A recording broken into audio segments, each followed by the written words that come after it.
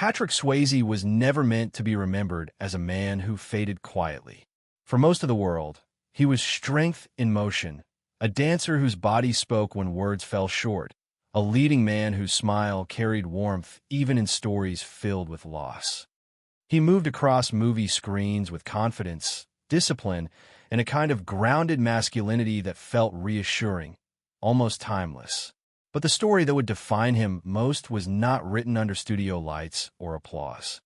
It unfolded slowly, privately, far from the roles that made him famous, in moments where there was no audience left to impress. The final chapter of his life did not begin with drama or panic. It began with a silence that grew heavier each day, a silence that even he could not dance his way out of. In early 2008, Patrick was still working at full force, immersed in a demanding television project, pushing his body the way he always had. To those around him, he seemed unstoppable, a professional who never arrived late, never complained, never asked for sympathy. But behind closed doors, something had begun to change. A persistent pain settled in his stomach, subtle at first, easy to dismiss, the kind of discomfort many people would ignore. He ignored it too, believing discipline and endurance could solve most problems. Yet the pain stayed, growing stronger, refusing to be explained away by fatigue or stress. It followed him onto sets, into long shooting days, into moments when he would step aside between takes and quietly brace himself, waiting for the ache to pass. When the diagnosis finally came, it arrived without mercy. Pancreatic cancer. Advanced. Aggressive. The kind of words that do not offer hope before taking it away. Doctors spoke carefully, measuring their language, explaining timelines rather than possibilities. 6 months to 2 years, at best. For many, such a moment would collapse the future instantly. Careers would fade into irrelevance. Plans would dissolve. But Patrick did not respond with despair or anger. Those who were with him noticed something else instead. A stillness. A quiet acceptance that settled over him as he listened, absorbing every word. He did not ask why. He did not demand miracles. He nodded, as if acknowledging a truth he could not change, only face. From that moment on, his life took on a different rhythm. Chemotherapy began, harsh and unforgiving, stripping weight from his frame and strength from his body. His appearance changed quickly enough for the world to notice, and soon the media followed, circling, speculating, predicting the end before it arrived. Headlines reduced his struggle to numbers and timelines. Photos captured him thinner, paler, visibly exhausted. Yet whenever he spoke publicly, his voice remained steady. He insisted he was not finished, that he still had living left to do. It was not denial. It was defiance shaped by dignity. What made Patrick's final journey so devastating was not only the illness itself, but the way he refused to let it define his remaining time. He chose to keep working, not to distract himself from death, but because work made him feel alive. On set, he pushed through pain most people could not imagine, enduring long days while his body weakened behind the scenes. He declined heavy pain medication during filming, afraid it would dull his focus, afraid it would take something essential away from his craft. To coworkers, it was difficult to reconcile what they knew with what they saw. If they did not know he was sick, they might never have guessed. That was the discipline he lived by, the standard he never abandoned. As the months passed, the illness tightened its grip. The body that once carried him effortlessly through dance and film began to surrender. Eating became difficult. Breathing required effort. The future narrowed, not in fear, but in clarity. He spoke openly about death, not as something terrifying, but as something honest. What frightened him was not dying. It was leaving behind the one person who had shared his life long before fame ever arrived. Love became the quiet center of his days, the constant when everything else began to fall away. And then, when the end finally approached, it did not arrive with chaos. It arrived softly, in a room filled with stillness, light filtering through curtains, the noise of the world held at a distance. His voice had weakened, reduced to whispers, but his presence remained calm.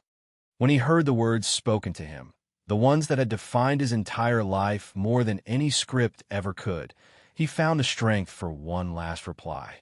3 words. Simple, unadorned, spoken not for the world, but for the person who had never left his side. That moment would become the final truth of Patrick Swayze's life.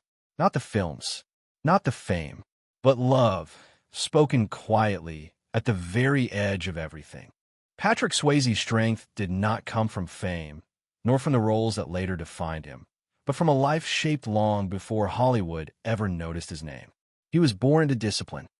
His mother was a dance instructor, demanding, precise, and relentless about form, timing, and respect for craft. From an early age, Patrick learned that talent meant nothing without endurance, that pain was not an excuse, but a condition of growth. While other children played freely, he trained. While others rested, he repeated movements until his muscles memorized them. Dance was not a hobby in his household. It was structure. It was identity. It taught him control over his body and silence over his suffering, lessons that would later define how he faced far greater battles. Behind the athletic grace audiences admired was a boy who struggled more than most ever realized. Patrick battled severe dyslexia, a condition that made school humiliating and exhausting. Reading was slow. Memorization took effort. Failure arrived often and publicly. Teachers underestimated him. Classmates mocked him. Yet he never allowed frustration to harden into bitterness. Instead, he redirected his energy into movement, into expression without words. Dance became a refuge where his mind could rest and his body could speak clearly. Even then, he learned how to turn limitation into strength, a pattern that would repeat throughout his life. His early adulthood was marked by both ambition and loss. Injuries arrived early, threatening to end his dancing career before it truly began. At one point, doctors warned him that continuing could permanently damage his body. Patrick ignored them. Pain, to him, was familiar. He had been trained to endure it quietly. When dance alone could no longer sustain him, he transitioned into acting, carrying the same discipline with him. He studied relentlessly, observing how others spoke, moved, paused, and listened. He understood that acting was not about attention, but restraint, about knowing when to hold back rather than push forward. When fame finally arrived, it arrived suddenly and completely. Roles that made him a global star also placed him under intense scrutiny. He became a symbol of masculinity that was both physical and emotional, strong yet vulnerable, romantic without softness. Audiences saw confidence, but behind the scenes Patrick lived with constant pressure to maintain that image. Hollywood expected perfection, not humanity.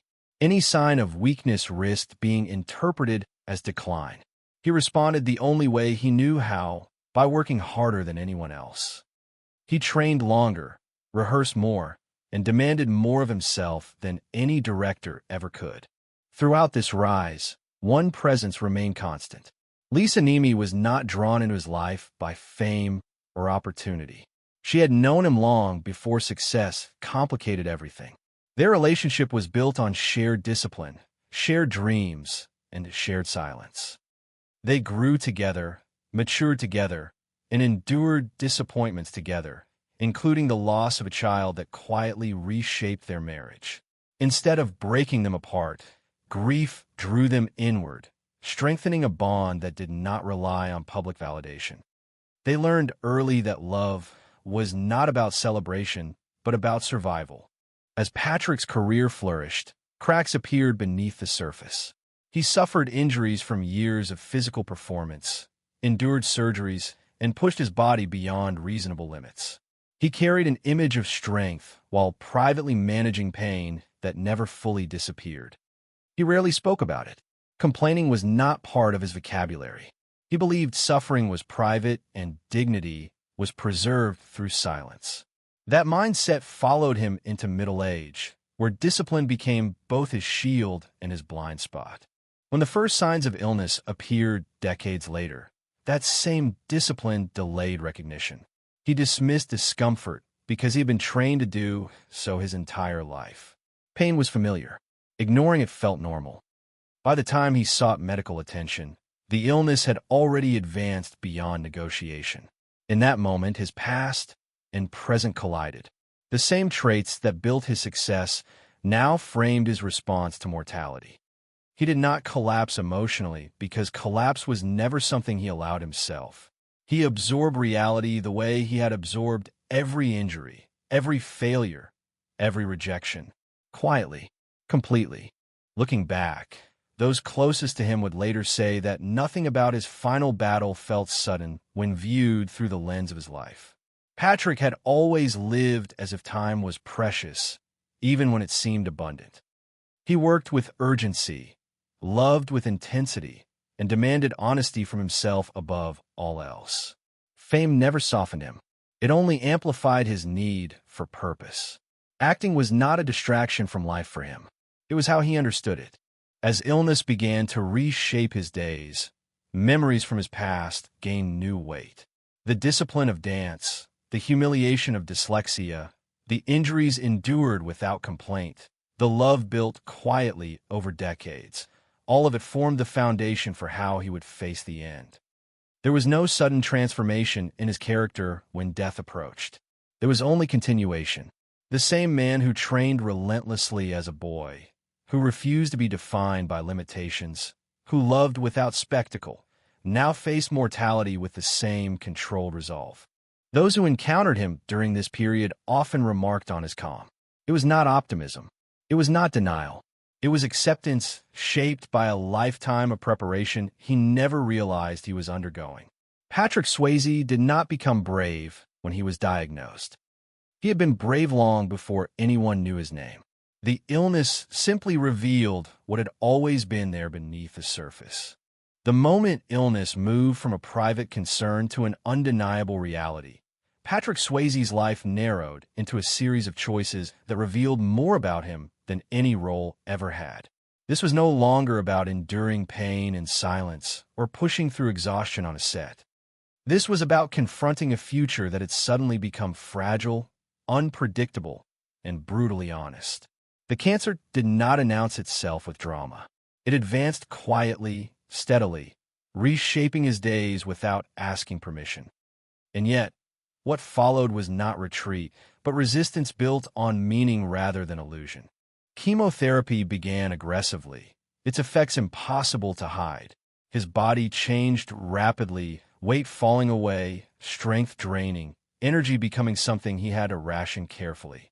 Food lost its appeal, nausea became routine, and fatigue settled deep into his bones. Still, Patrick refused to surrender the rhythm of his life. He insisted on continuing to work, committing himself fully to the television series he had already begun. For him, stopping would have meant allowing illness to dictate identity, something he had spent his entire life resisting. Work was not denial. It was defiance shaped by purpose. On set, the contrast was unsettling. Cameras captured intensity, authority, control. Between takes, the reality emerged. Quiet moments where he leaned against walls, steadied his breathing, closed his eyes as waves of pain passed through him. Crew members noticed the difference, but rarely heard a complaint. He arrived early. He stayed late. He followed the same professional standards he always had, refusing accommodations that would mark him as fragile. Those who worked alongside him later admitted they were unsure how long he could keep going, but they also understood that asking him to stop would have been a deeper cruelty than the illness itself. Outside the controlled environment of work, the public narrative spiraled. News of his diagnosis leaked quickly, and the media seized it with relentless urgency. Headlines predicted timelines. Commentators debated his appearance. Photographs froze him in moments of weakness and spread them as symbols of decline. The invasion was not subtle. It was invasive, speculative, and often cruel. Patrick responded with restraint, addressing rumors when necessary, but refusing to let public fascination consume what remained of his private life. He did not hide, but he did not perform vulnerability either. He chose dignity, even when dignity went unnoticed. As treatment progressed, hope flickered unevenly. There were moments when test results suggested progress, when optimism cautiously returned. During these periods, Patrick allowed himself to believe that survival was still possible, not because doctors promised it, but because surrender was not in his nature. He participated in experimental treatments, willing to endure additional risks if there was even a slight chance of extending time. Each option carried its own cost, both physical and emotional, but he approached them methodically, as if training for a role where preparation mattered more than outcome. Behind every decision stood Lisa, steady and unwavering. She became the interpreter of his condition to the outside world, shielding him from unnecessary stress while managing the practical realities of care. Their relationship evolved quietly during this period, shifting from partnership to something deeper and more complex. She monitored medications, tracked symptoms, and learned to read subtle changes in his posture and expression. Communication became less verbal, more intuitive. They no longer needed to explain fear or exhaustion. It existed between them without words. As months passed, the illness tightened its hold. Strength diminished further. Even simple movements required effort. Breathing became shallow, speech slowed, and fatigue erased any illusion of normalcy. Patrick remained aware of the progression. He asked questions. He listened carefully. He understood what was happening to his body. Yet those closest to him observed something unexpected. His emotional presence grew stronger even as his physical presence weakened. He became gentler, more reflective, less concerned with appearances and outcomes. The urgency that once drove his career softened into appreciation for stillness. There were moments of frustration, particularly when rumors resurfaced declaring his death prematurely. Seeing his life reduced to speculation wounded him deeply. He wanted privacy, not pity. He wanted time, not headlines. At times, anger surfaced briefly, then dissolved. He had no interest in carrying resentment into whatever time remained. Energy was too precious for that. Instead, he focused on what he could still control, where he spent his days, who he allowed into his space, how he wanted to be remembered by those who mattered. Friends who visited during this period often described a calm that felt almost unsettling. There was no dramatic farewell behavior, no desperate clinging to legacy. Patrick spoke openly about death, not as an enemy, but as a certainty. What troubled him was not the idea of dying, but the impact his absence would have on Lisa. He worried about her loneliness, about the quiet that would follow, about the life she would have to rebuild without him. These thoughts surfaced in private conversations, often at night, when exhaustion lowered his guard. Lisa listened without trying to fix what could not be fixed. Being present was enough. Hospitalizations became more frequent as complications emerged. Pneumonia nearly ended everything sooner than expected, forcing him into intensive care and pushing his body to its limits. Many believed that episode would be his last. Yet once again, he recovered just enough to return home. That return was not triumphant. It was deliberate. He wanted to die where he had lived, surrounded by familiarity rather than machines. From that point on, the fight shifted. It was no longer about prolonging life at all costs, but about preserving peace. Days became quieter. Reading replaced rehearsing. Music replaced scripts. Silence replaced conversation. Patrick spent hours near windows, watching light move across land he loved, absorbing details that once would have gone unnoticed. He spoke less, but when he did, his words carried clarity. There were no regrets expressed, no unfinished business dramatized. He believed he had lived fully, even if briefly by comparison to others. Acceptance settled in gradually, not as resignation, but as understanding. As his body weakened further, Lisa assumed nearly all physical care. She fed him, medicated him, held him through pain that no longer responded fully to treatment. Exhaustion overtook her at times, but she refused to leave his side. Their world contracted to a single space, a shared rhythm of breathing, touch, and presence. In that space, fear lost its dominance.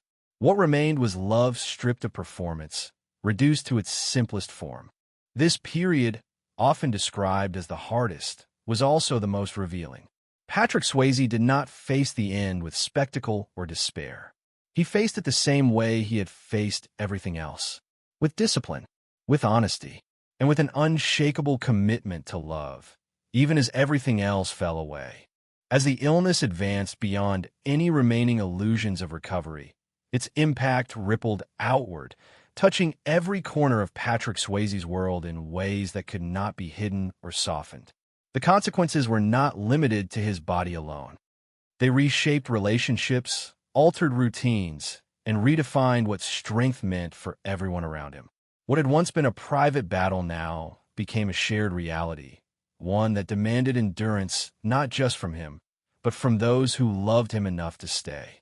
Physically, the changes were relentless. Weight loss accelerated, draining his frame of the power that had once defined his presence. Muscles weakened, coordination faltered, and a simple act of standing required assistance. Fatigue became constant, not the kind cured by rest, but the deep exhaustion that settles into the marrow. There were days when even lifting his head felt like effort. Yet the most painful losses were not physical. They were the quiet surrender of independence, the realization that his body no longer obeyed commands issued by a lifetime of discipline. Emotionally, the shift was profound. Patrick had always been self-reliant, defined by his ability to endure without asking for help. Now he was forced to accept care, to allow someone else to manage the details of his survival. This dependency challenged him more deeply than pain ever had. Moments of frustration surfaced when he could not perform basic tasks, when weakness replaced control. But those moments passed quickly. He refused to let bitterness take root. Instead, he reframed dependence as trust, recognizing it as another form of strength rather than failure. Lisa bore the heaviest weight of these changes. Her life narrowed entirely around his needs, her days structured by medication schedules, symptom monitoring, and physical support. Sleep became fragmented. Rest became rare. Yet she never described herself as burdened. To her, caring for Patrick was not obligation. It was devotion made visible. The emotional toll, however, was immense. Watching the man she loved fade physically while remaining fully aware was a grief that unfolded slowly, day by day, without closure. The house they shared transformed as well. Once filled with conversation, movement, and the ordinary noise of life, it grew quieter. Rooms that had hosted friends and celebrations now held medical equipment and silence. Yet despair never fully claimed the space. Instead, there was a deliberate effort to preserve calm. Soft music played in the background. Curtains remained open to let light in.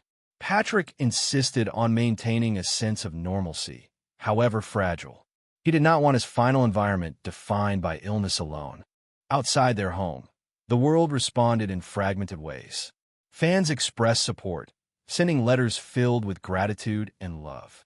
Colleagues spoke publicly of admiration, often with visible emotion.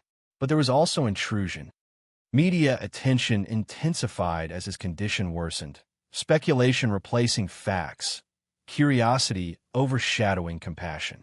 Stories circulated without confirmation. Images were dissected for signs of decline. This external noise stood in stark contrast to the quiet dignity unfolding privately. Patrick was aware of it, but he chose not to engage. He had already withdrawn from the need to correct narratives that did not matter. Professionally, his absence was felt deeply. Projects he had once planned became impossible. Opportunities dissolved without ceremony. Yet there was no sense of regret attached to these losses. Career had always been meaningful to him, but it was never his sole measure of worth. As his body weakened, his identity shifted inward. He no longer defined himself by what he produced, but by how he remained present. That transition, though forced, brought clarity rather than despair. Friends who visited during this stage often left changed. They expected sadness and instead encountered calm. Patrick spoke softly, conserving energy, but his eyes remained alert, engaged. He listened more than he spoke. Conversations drifted toward memory rather than future. There was laughter at unexpected moments, brief and gentle, as if humor had become lighter but no less sincere. Those visits were rarely long. He tired easily, but each carried significance, marking connections that had outlasted success and fame. The psychological weight of knowing the end was near did not crush him. Instead, it simplified his world. Fear gave way to focus. Distractions lost relevance. What remained were essentials: love, presence, honesty. Patrick did not avoid the truth of his condition. He asked his doctors direct questions and accepted their answers without protest. When told that treatments were no longer working, he did not react with shock. He acknowledged the reality and adjusted accordingly. That acceptance allowed him to redirect his remaining energy toward peace rather than resistance. Lisa felt the consequences of this shift most intimately. As Patrick grew quieter, she became his voice when needed, his strength when his own faltered. She documented details of his condition, not out of obsession, but as a way to maintain order in a situation that offered little control. Writing became her anchor, a way to process grief before it fully arrived. She understood that these moments, however painful, were finite. That knowledge intensified everything. Each day mattered. Each interaction carried weight. As time compressed, their shared life entered a suspended state. There were no long-term plans, no distant goals. Everything existed in the present. Meals were small rituals. Touch became reassurance. Silence became communication. Patrick's impact on those around him during this period was subtle but profound. He taught them that strength could exist without struggle, that acceptance did not mean surrender, and that dignity could remain intact even as the body failed. The consequences of his illness extended far beyond the physical decline visible to the world. They reshaped how love was expressed, how time was valued, and how presence became the most meaningful gift one could offer. Patrick Swayze's final months were not defined by loss alone, but by a quiet transformation that revealed what truly endured when everything else was stripped away.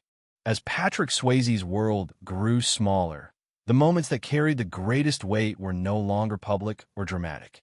They unfolded quietly, often unseen, in spaces where fame had no meaning and time moved differently. These were the moments that never appeared in headlines, the ones that revealed the depth of who he was when there was nothing left to perform.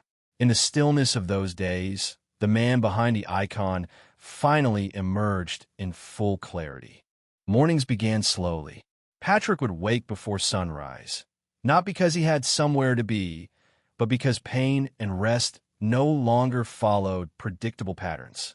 Lisa learned to read his breathing before he spoke, to sense whether the day would be manageable or difficult by the way he shifted in bed. There were mornings when he could barely lift his head, and others when he insisted on sitting by the window, watching the land stretch out in silence. He rarely spoke during those moments. He simply observed, as if committing the world to memory one detail at a time. There were rituals that became sacred. Lisa checking his temperature, preparing medication with careful precision, helping him dress even when it took far longer than either of them expected. Patrick never rushed her. He never expressed impatience. Instead, he often apologized for the effort required, a reflex that revealed how deeply he valued independence and how uncomfortable he felt relying on another. Lisa would respond by brushing aside his words, reminding him gently that caring for him was not a burden, but an act of love she had chosen freely. At night, when exhaustion softened defenses, Patrick allowed himself moments of vulnerability he rarely showed during the day. He spoke about memories that surfaced unexpectedly. Childhood training sessions with his mother. The first time he realized dance could be a language. The early years of his relationship with Lisa, when they were young and uncertain, building a life without knowing where it would lead. He did not speak with regret. He spoke with gratitude. Even when recalling hardships, his tone carried appreciation rather than sorrow. One of the most painful subjects was also one he approached with remarkable calm. The child they never had. The miscarriage that had quietly altered their future decades earlier. Patrick did not dwell on loss. He reflected on how that experience had reshaped their marriage, turning their bond inward, making them everything to each other. He believed that family was defined not by numbers, but by devotion. In his final months, that belief felt more real than ever. Friends who visited were often struck by how little Patrick spoke about his illness. He did not want sympathy. He did not want reassurance. Instead, he asked questions about their lives, their worries, their hopes. Even as his own strength faded, he remained attentive to others. It was as if he understood that his remaining energy was better spent listening than being comforted. Many left those visits feeling unsettled in the best way, reminded of what truly mattered when time was no longer abstract. There were moments of humor, quiet and unexpected. Patrick would comment on the absurdity of certain situations, smiling faintly as if sharing an inside joke with life itself. Laughter came softly, never loud, but it carried warmth. These moments did not deny reality. They softened it. They allowed brief relief from the weight that surrounded them. Lisa often read to him when speaking became too tiring. Books he had loved, passages that stirred memory or calm. Music filled the spaces words could not reach. Classical pieces played low in the background, familiar and comforting. Sometimes Patrick would close his eyes and simply listen, breathing in rhythm with the sound. In those moments, it was difficult to tell whether he was resting or drifting somewhere deeper. Lisa stayed close, holding his hand, grounding him in the present. There were also moments of private struggle that few ever witnessed. Pain that medication could not fully erase. Frustration when his body failed him in ways that felt humiliating. On those days, Patrick withdrew inward, conserving emotional strength. He never lashed out. He never blamed anyone. His silence was not anger. It was endurance. Lisa learned to respect those moments, offering presence without pressure, understanding without demand. Writing became Lisa's way of surviving what was happening. She documented details obsessively. Temperatures, symptoms, times. Not because she believed it would change the outcome, but because recording reality gave structure to chaos. Patrick understood this instinct. He never questioned it. He trusted her completely, allowing her to manage the practical aspects of his care while he focused on simply being. As his condition worsened, conversation grew minimal. Touch replaced language. A squeeze of the hand, a shared glance, a faint smile. These gestures carried meaning that words no longer could. Patrick's awareness remained sharp even as his voice weakened. He understood what was coming. He did not fight that understanding. Acceptance did not arrive suddenly. It settled gradually, like dusk replacing daylight, gentle but irreversible. These quiet moments, invisible to the world, formed the truest record of Patrick Swayze's final chapter. Not the public statements, not the interviews, not the performances completed through pain, but the small acts of love, patience, humility, and presence that defined his days when there was nothing left to prove. In those moments, stripped of roles and recognition, Patrick was simply himself, and that, perhaps, was the most powerful legacy he left behind. As Patrick Swayze's strength continued to fade, what remained grew clearer rather than smaller. In the absence of motion, noise, and ambition, his life revealed a deeper shape, one that had always existed beneath success, but had rarely been examined so closely. These final months did not rewrite who he was. They distilled it. Stripped of performance and expectation, Patrick's legacy became less about what he achieved and more about how he lived, how he loved, and how he faced the inevitable with clarity and grace. For much of his life, Patrick had been defined by movement. Dance had taught him discipline, acting had demanded control, and fame had required resilience. Yet in stillness, a different strength emerged. He no longer needed to prove endurance. The endurance was already there, embedded in the way he accepted each day without resentment. He understood that meaning did not come from resistance alone, but from knowing when to stop fighting what could not be changed. This acceptance was not passive. It was deliberate, thoughtful, and deeply personal. Patrick spoke occasionally about fear, but not in the way most expected. He did not fear death itself. He feared unfinished love, unresolved connection, the quiet ache his absence would leave behind. This awareness reshaped how he approached his remaining time. He focused less on his own discomfort and more on emotional presence. Conversations became intentional. Moments were savored rather than filled. Silence was no longer empty. It was shared. His marriage, already strong, became the clearest expression of his legacy. Lisa was not merely a caretaker in these months. She was his witness. Through her, his strength found continuity beyond his physical life. Patrick understood that he would be remembered through her words, her memories, and the way she carried his story forward. This knowledge did not burden him. It comforted him. Trust replaced fear. Letting go became possible because love would remain. Professionally, Patrick left behind a body of work that continued to resonate, not because of spectacle, but because of sincerity. His performances were never detached from who he was. He brought discipline, vulnerability, and honesty into every role. Viewers sensed that authenticity even when they could not name it. In retrospect, his films gained new meaning. Scenes once seen as romantic or heroic now carried the weight of a man who understood impermanence and gave himself fully anyway. The illness also reframed his understanding of success. Awards, box office numbers, and public recognition faded in relevance. What mattered was whether he had lived in alignment with his values. By that measure, Patrick believed he had succeeded. He had worked with integrity. He had loved deeply. He had remained himself even when circumstances demanded transformation. There was peace in that realization. In conversations near the end, Patrick reflected on the idea of legacy not as something grand, but as something human. He believed legacy lived in how people felt after you were gone, not in how loudly your name was spoken. He hoped to be remembered as kind, disciplined, and present. He wanted people to feel encouraged by his story, not saddened by it.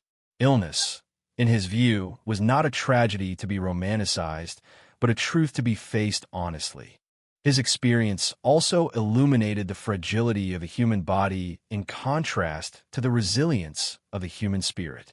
Patrick's physical decline was undeniable, but his inner clarity grew stronger.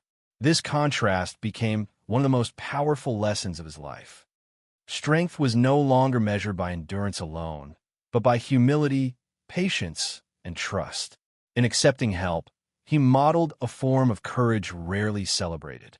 For those who followed his journey, Patrick's final months offered something rare. Not inspiration rooted in denial, but courage rooted in acceptance. He did not pretend the situation was hopeful when it was not. He did not seek comfort in false certainty.